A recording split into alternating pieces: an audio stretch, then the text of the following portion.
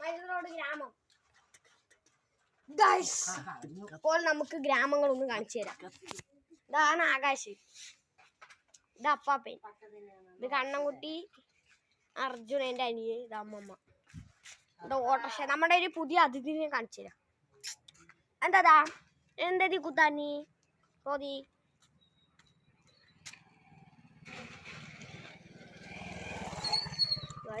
ഇതൊക്കെയാണ് നമ്മുടെ ഗ്രാമം. ഇതാ കാണുന്നത് കണ്ടോ, കുളമാണ്. ഇതൊക്കെ ഗ്രാമങ്ങളാണ് കേട്ടോ.